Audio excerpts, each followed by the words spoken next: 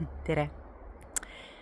Ma olen tulnud siia metsa, et nautida värsket kevadist tuulekest, päikest, linnulaulu. Ja seda kõike saad sa minuga siin taustas teha, aga mu tänase video, mida ma tahan sinuga jagada. Põhiline teema seisneb selles, et ma tahan sulle rääkida sellest, kuidas sa saaksid 60 sekundi jooksul oma alateadvuse ümber programmeerida. Ja kui sa kuulad mind lõpuni, ma olen sellest ka kirjutanud, nii et ma teen sulle lihtsalt sellise ülevaate sellest, mida ma kirjutasin, nii et kui sul pole pool tundi tahtmist lugeda, siis sa saad seda rahulikult kuulata ja sa tead, siin vaadata pole midagi peale pilvede liikumise ja peale päikesepaiste. Nii et vaata, kuidas see teema sinuga haagib, minuga igatahes väga. Ma olen tänulik, kui sa pärast jagad oma kommentaare selle kohta, aga kõigepealt ilusat kuulamist sulle. Ma olen ka kord varem rääkinud ja kirjutanud sellest, et juba 20. sajandil on selline tore, mõistatuslik, erakordne naine nagu Florence Scovel-Shinn jätnud märgatava jälje sellisesse maailma, mida me siiamaani praegu veel tundma õpime. Ja seekord ma räägin sulle ühest mentaalsest trikist, mille ta välja mõtles ja mis oli nii uskumatult efektiivne, et muutis inimeste elusid. Inimesed nägid reaalseid suuri muutusi oma elus juba mõne päeva, vahel isegi mõne tunni möödudes, ilma et pidanuks kulutama aastaid ja raha traditsioonilise teraapia peale, kus tema juures käidi. Aga ma alustan siis sellest, et ma juhin su tähelepanu kaasaegsele neuroteadusele ja kvantfüüsikale, mis on juba tõestanud, et see trikk ka reaalselt töötab. Ja see, mida Florence avastas sajand tagasi, on praegu tõestatud teadusuuringutega. Omades metafüüsilisi teadmisi ja inimestega töötamise kogemusi, avastas see habras naine 20. sajandi algul koodi, millega häkkida inimaju saladusi. Ja kui sa seda praegu proovid, usu mind, sa ei vaata seda maailma ka enam endise pilguga. Nii et mis põnev algoritm see siis oli, mis osutus praktiliselt selliseks uskumatult ja lõputult kasulikuks avastuseks. Põhiline idee on selline, et sa pole lihtsalt oma elu vaatleja, mis mingil ettearvamatul moel sinuga juhtub, aga igas ja just nimelt igas momendis sina ja ainult sina oled see, kes valib oma reaalsust ise lõputult paljude võimalikkuste seas.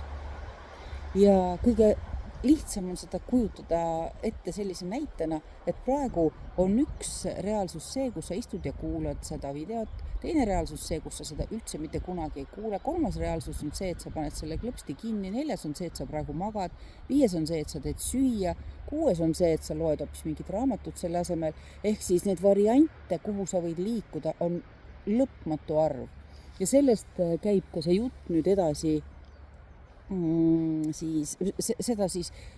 see ongi seletatav nende lõputute reaalsuste variantidega. Lõputu arv võimalikkusi, mille seast on sul valida erinevaid variante. Ja kujuta ette oma teadvust kui suurt raadiomasti või radarit.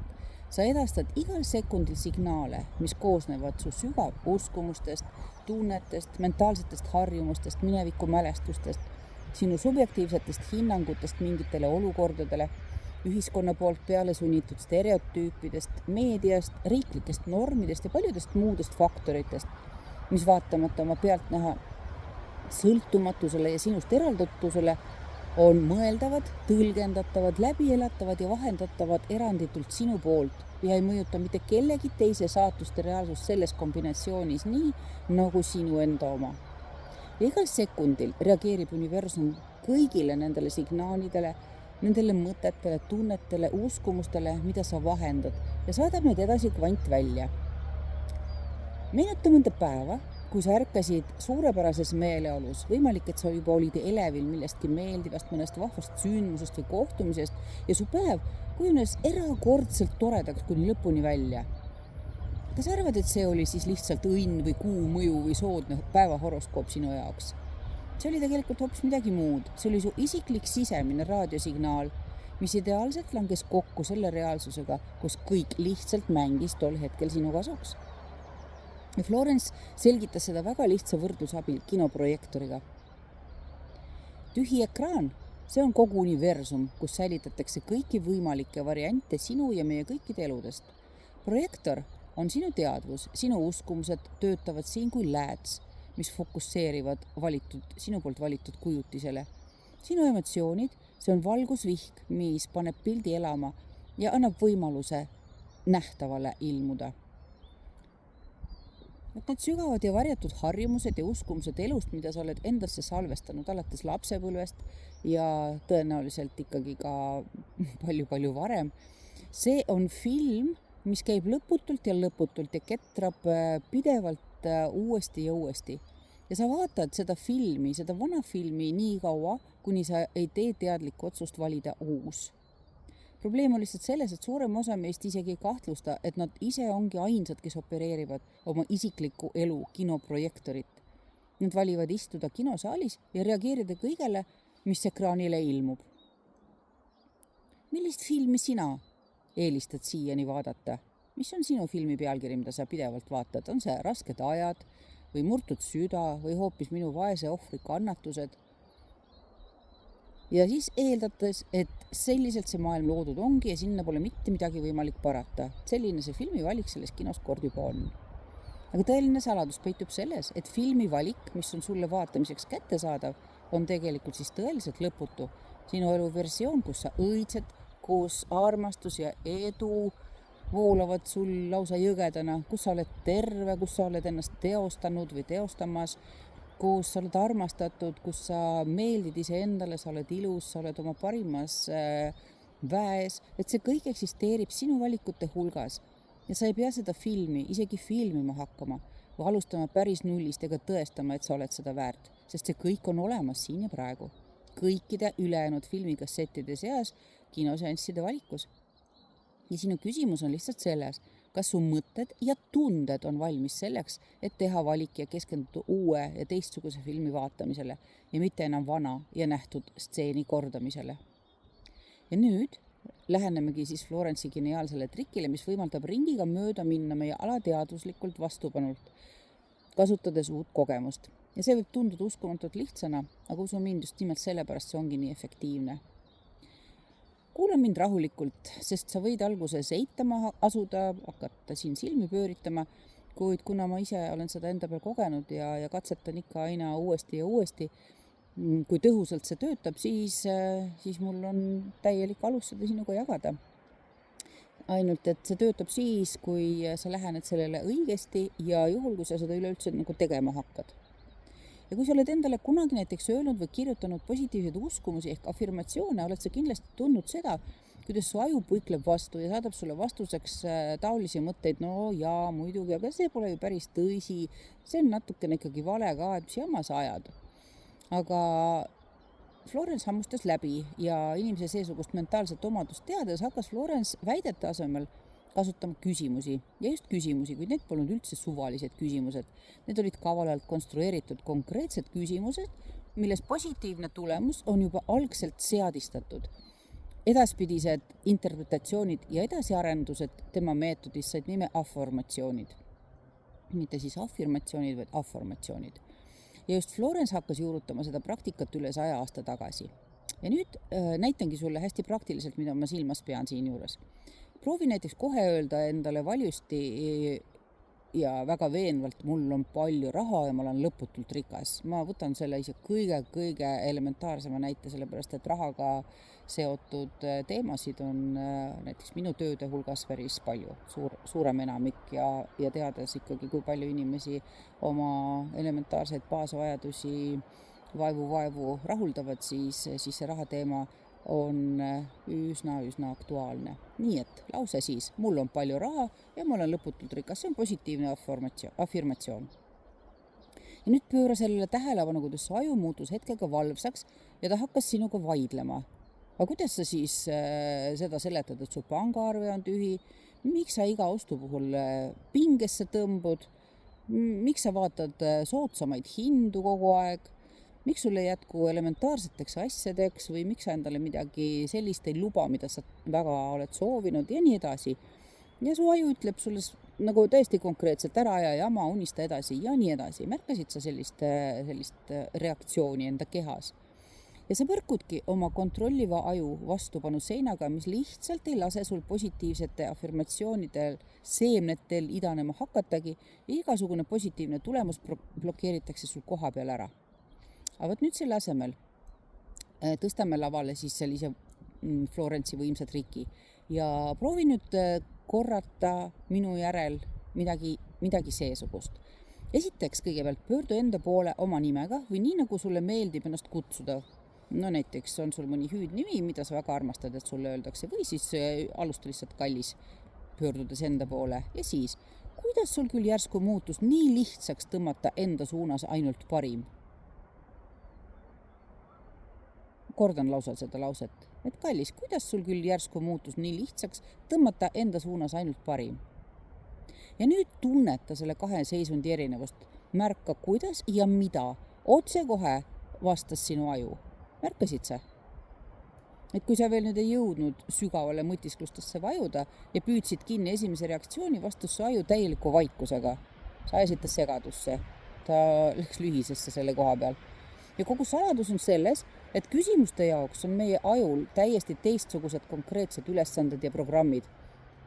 Ja selles on uskumatu potentsiaal ja selles on kohutavalt palju jõudu, mis avardavad sinu võimalusi. Ja aju on sinu heaolu nimel selleks väga hästi suuteline. Aju ei võitle küsimustega, sest küsimuste jaoks on tal konkreetselt 2 ülesannet. Ta esiteks töötab läbi kasuteguri ja teiseks ta hakkab lahendusi leidma. Ja see pole mitte üldse absoluutselt sama, mis tema jaoks selliste ebausutavate faktide kinnistamine. Psühholoogid nimetavad seda kognitiivseks dissonantsiks, lõheks, avatud tsükliks meie teadvuses, mida aju on programmeeritud sulgema. Ja tegelikult on ajule ebamugav, lausa vastik, kui mingi küsimus on vastamata. Ja seetõttu ilma ühegi vaidluseta muutub aju detektiiviks, kes hakkab otsima asitõendeid, et lahendada tema ette asetatud mõistatus. Ja selles seisnebki kogu triki maagia. Püstitatud küsimus ise aga eeldab, et see hea juba toimub, et see on fakt, see on kinnistatud sellesse küsimusse. Ja see küsimus, mis jääb ajule lahendamiseks, seisneb selles, kuidas see nüüd juhtus, mis seda mõjutas ja mis seda soodustas.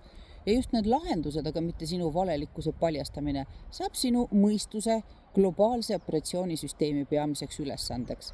Sa annad oma sügavale teadlikkusele uue huvitava ülesande, leida põhjused ja asitõendid, et see uus ja võrratu reaalsus on tõde.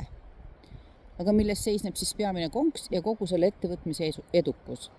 Asi on selles, et su aju jumaldab ülesandeid. Niipea, kui sa esitad talle ükskõik missuguse küsimuse, ka sellise, millesse sa juba söödad sisse enda soovitud positiivse tulemuse, muudab sinu mõistuse filter oma häälestust ja hakkab skaneerima maailma ja välja, et leida vastuseid. Ja ühtäkki sa hakkadki märkama võimalusi, millest sa varem oleksid vabalt mööda vaadanud. Sa suunad oma fookuse kasulikele asjadele, mis varem olid otse sinu ees, aga alles nüüd näed sa neid kui vajalikku instrumente oma eesmärkide saavutamiseks. Mis siis muutus?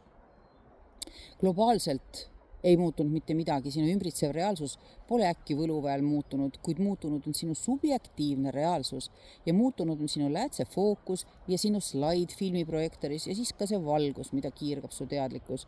Ja kõik need ühinenud aspektid ei saa jätta projitseerimata seda, mida nad on lausa kohustatud tegema, uut kujutist sinu ekraanil, sinu elu uues filmis. Loodan, et see seletus oli sulle elementaarselt lihtne, kuid selle võrra ei kaota see oma fantastilist väärtust. Asumegi nüüd praktiliste küsimuste juurde, ma arvan, et sa juba ootasid neid. Ja praegu saad sa siis Florence Scovel-Shinni triki algoritmi, et see moodustaks sinu jaoks kasuliku ja töötava süsteemi. Aga esiteks siis samm number 1 on väga oluline ja seepärast soovitan sul sellest mitte kõrvale kalduda, seda interpreteerida või vahele jätta. Võta seda lihtsalt kui algoritmi vajalikku elementi. See samm peitub iga sinu algava päeva esimeses 60 sekundis peale ärkamist. Sul on igas päevas see tilluke ajahetk, mille suurem osa elanikkonnast täiesti käest laseb. 60 sekundit vahetult peale teadvuse ärkamise esimesi tundemärke. See on aeg, kus su närvisüsteem asub ambivalentses aeglustunud seisundis. Sinu loogiline kriitik pole veel oma õigustesse astunud ja su ajulained helendavad alfa-sagedusel, mis on häälestuses universumi lõputu loovuse ja hetke kvantväljaga. Sel esimesel võluminutil su alateadvus salvestab ja loob suurema osa sinu reaalsuse aspektidest, mida sa hakkad seejärel päeva jooksul läbi elama. Kujuta endale ette, kuivõrd uskumatu see on. Kõigest 60 sekundit, mille jooksul projekteerid terve oma edasise päeva. Kas sa näed selles uut võimalust? Kui sul oleks võimalus piiluda kõigi oma eelnevate päevade esimeste 60 sekundi arhiividesse, milliseid mõtteid, milliseid uskumusi, milliseid hirme ja ootusi sa iga algava päeva alustuseks oled kinnistanud, ei jääks sul vist enam ühtegi küsimust selles, milliseid filme sa oled suurema osa oma elust vaadanud.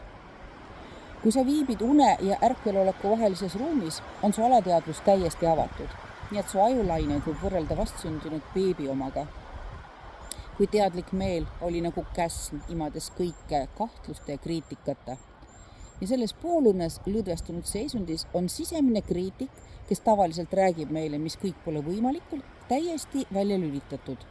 Su näo ja faktikontroll pole veel tööpostile jõudnud ja kõik, millele sa keskendud oma alanud päeva esimese minuti jooksul, siseneb silmapilkselt sinu süvaprogrammidesse ja aju võtab neid kui ülesandeid, mida tal on vaja täitma asuda. Need ei allu kriitikale ja peavad saama tõe absoluudiks. Samuti nagu pisike, mitte midagi teadav laps usub kõike sõna-sõnalt sellest, mida räägivad talle tema autoriteetsed vanemad. Ja seepärast, alates homsest hommikust, selle asemel, et haarata kohe esimese asjana telefon või märkmik või paanikas voodist välja hüpata, proovi teha see suur panus oma õnnelikuma päeva ja tuleviku jaoks. Panus on suur, aga niivõrd vähese ja tähendusrikka 60 sekundi jooksul, et see tõenäoliselt ei võta sul ikkagi tükki küljest. Ja kui sa oled aru saanud, et oled vist ilmselt nüüd juba ärkamas, luba oma teadvusesse kõigest üks ainus mõte. Mõte sellest, et siin see on sinu elu loomise võluminut. Ja siis, hoides silmad suletud, tee rahulik aeglane sisse-välja hingamine. Ja siis puhtast uudishimust, täiesti sundimatult esita endale küsimus, justkui kõik see hea, mis on sulle praegu oluline ja mida sa sooviksid saavutada, on juba juhtunud. Küsi näiteks midagi seesugust. Miks inimesed minu elus on ühtäkki muutunud nii vastutulelikeks, tähelepanelikeks ja hoolivateks minu suhtes? Või kui sa oled tükk aega üksi olnud ja ei leia endale kaaslast, siis küsi näiteks, kus kõik need austajad enne olid? Kuidas ma varem ei näinud kõiki need paljusid võimalusi raha loomiseks? Kus kogu see raha üldse ennast varem peitis? Huvitav, mitu edukat ja kasumlikku projekti ma veel loon ja kirja panen? Kuidas ma varem üldse võisin kahelda selles, kuivõrd hea ja kütkestav ma olen? Kuidas ma äkki muutusin kõikide nende suurepäraste võimaluste magnetiks? Tunned? Siin on täiesti teine energia, teine sagedus, mis on laetud, inspireeriv ja sundides ajuneuroneid tööle ja sind entusiasmist pakatades tõusma voodist ja elama oma parimat päeva oma parimas elus. Seejuures sa ei palu ega kirja universumilt ega püüa ära petta oma aju. Usun, et sa saad nüüd juba ise ka vahest aru. Isegi kui sa pole seda veel täies mahus kogenud, siis nüüd kuuldes ja endalt neid küsimusi küsides, siis tunned sa täiesti midagi muud kui traditsioonilisi afirmatsioone laususes. Aga siis see tunne, nagu ütles üks teine tark inimene, kelle nimi oli Neville Goddard, keda ma olen ka juba varemalt maininud, vot selles on ka saladus. Ja kui juba see Neville Goddard praegu siin välja tuli, siis räägin boonuseks ka tema paarist praktikast, mida ka Florence Shin praktiseeris ja ise õpetas. Ja selle nimi on SATS, selle esimesed tähed siis state akin the sleep, ehk siis unesarnane seisund ja selle ära kasutamine. Ja see ongi alateadvuse eneseprogrammeerimine sellises õhukeses une ja ärkveloleku vahemikus. ja Neville Goddard panustas siiski rohkem ise õhtustele ajahetkedele vahetult enne uinumist, aga kuna meil on nüüd teada nii hommikused kui õhtused kasud, siis mis saaks veelgi parem olla, kui järgida neist mitte ainult ühte süsteemi, vaid kasutada mõlemat korraga. Ja kokku kulub sul selleks siis 6 minutit päevas, 1 minut enne virgumist ja 5 minutit enne unne suikumist. Aga miks siis kulub õhtul 5 minutit ja mitte 1? Ja see on ka elementaarne, sest su kontrollör aju on veel lahkuva päeva muljete all, ta on ikka veel erutatud, ta töötleb, vaidleb, püsib vankumatult oma valvepostil sinu alateadvuse ukse ees. Ja seetõttu on oluline järk-järgult rahustada meie kontrollfriik, visualiseerides lühiajaliselt soovitud stseeni, kus küsimusi analoogseid võib näiteks esitada mõni sinu hea sõber. Toon kohe näite ka. Näiteks kujutad sa endale ette, kui sa oled endale kas uut kodu otsimas, uut maja ehitamas ja kuidagi asjad ei edene või mingid äri püsti panemas või endale bürood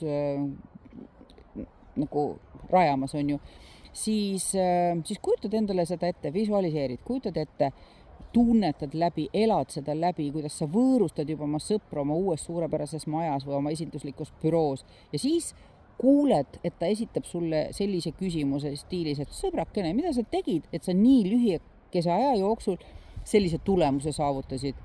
Või näiteks võib ta sinu käest küsida, et uskumatu, kuidas sulle üldse tuli pähe sellise projekti idee, mis osutus sedavõrd kasumlikuks ja inimestele huvi pakkuvaks. Teine võimalus kontrolli ja rahustada on veelgi lihtsam ja see on Neville Goddardi üks lihtsamaid ja ägedamaid praktikaid, mis sobib suurepäraselt neile, kes visualiseerimisest suurt midagi ei arva. Ja vahel me oleme ka nii väsinud või tujust ära, et endale üldse midagi ette kujutada, unistada või visualiseerida. Aga siis kasuta sellist praktikat, mis kannab nime hälilaulu meetod. Ja see seisneb selles, et sa lähed unedemaale ühe ainsa küsimusega, mida sa ketrad seni, kuni sa magama jääd. Ja see küsimus algab alati nii. Alati alustab seda küsimust nii. Kas see pole mitte tore? Ja siis sa võid selle küsimuse enda jaoks lõpetada sellises konkreetsemas sõnastuses, mis teema sul parasjagu kõige aktuaalsem on, või sa võid ta lihtsalt, kas see pole mitte tore ja tajuda tervikuna seda, kuivõrd tore näeb välja ja tundub sulle su elu praegu. Ja need 2 meetodit, Florence Scovel-Shinni hommikune 60 sekundit ja Neville Goddardi 5 minuti õhtune sobituvad imehästi omavahel ka. Ja näiteks neid ühendades võidki sa küsida selliseid küsimusi. Kas pole mitte tore, et ma olen nüüd täiesti terve? Kas pole mitte tore olla ümbritsetud niivõrd lahkete ja armsate inimestega? Kas pole mitte tore näha välja nii vapustav kui kunagi varem? Kas pole mitte tore, et mul on alati piisavalt raha kõigeks, mida vajan? Ja nii edasi.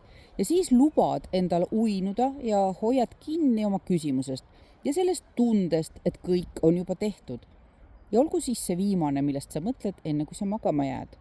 Aga seni, kuni sa magad, jätkavad aju ja alateadvus oma tööd sellel tasandil, mida inimene ei suuda ikka veel seletada mitte mingite teaduslike faktidega. Aga meie jaoks on peamine see, et see töötab. Ja selleks ajaks, kui sa ärkad, on nihe juba toimunud. Sinu mentaalsed filtrid on juba muutunud, sinu aju on otsingu lainel, millele sa oled häälestanud ja sealt algabki kõige huvitavam osa. Ja see on alles sinu haarava seikluse algus. Kui sa jääd toetama seda häälestust, pöörduma tagasi oma seisundisse, oma küsimuste juurde näiteks ka päeva jooksul, kui nad sulle meenuvad, ja tundma juba ennast sellena, kelle see soovitud tulemus on käes, hakkavad need sündmused tõesti väga kiiresti arenema. Ja sa mitte lihtsalt ei oota imesid, vaid hakkad saama igapäevaseid väikeseid kinnitusi imedele. Algul on nad tõesti pisikesed ja selliste ootamatute üllatuste moodi, mõned meeldivad uudised, juhustena tunduvad kokkulangevused ja ma soovitan sul neid tähele pannes öelda kohe endale, märkasin, et sa kinnistad selle, et mingi nihe on toimunud ja sa hakkad seda nii-öelda teadvustades ja kinnistades ja märgates ime järgneb teisele ja su aju hakkab järjest enam motiveeruma alustatud töö lõpetamisest ja sina omakorda hakkad siis oma entusiasmi ergutama hommikuste õhtuste praktikatega ja tõstad seeläbi siis iga päev oma sagedust. Ja peagi muutub sinu elu imede jadaks ja ühel hetkel, ja see juhtub üsna pea, peatud sa peeglist möödudes, naeratad tunnustavalt ja tänulikult oma peegeldusele ja küsid, kuidas see sul ometi nii hästi välja tuleb. Kui sa jõudsid nüüd minuga siiamaani välja, oled sa peagi see inimene, kellest saab omaenda imelise elu transformatsiooni tunnistaja. Kingi endale 6 minutit ja tee need lihtsaid praktilisi tegevusi. Pühenda need 6 minutit, et ühineda oma parima reaalsusega, mis ootab juba sinuga kohtumist. Proovi, katseta, jaga minuga oma kogemust ja saada sõbralegi, kui see teema sulle meeldis. Ja ma lõpetan selle otseülekande siit metsast. Ma tahan sulle soovida, et su elu muutuks. Ma tahan, et see tänane tuul kannaks selle info täpselt nendeni, kelle seda parasjagu kõige rohkem vaja on. Sa saad sellele kaasa aidata, kui sa jagad seda nendega, kellel sa tead, et sellest võib kasu olla ja kõige rohkem on sul endal kasu siis, kui sa seda teadlikult kasutama harjud. Nii et proovi, katseta ja ilusat päeva sulle!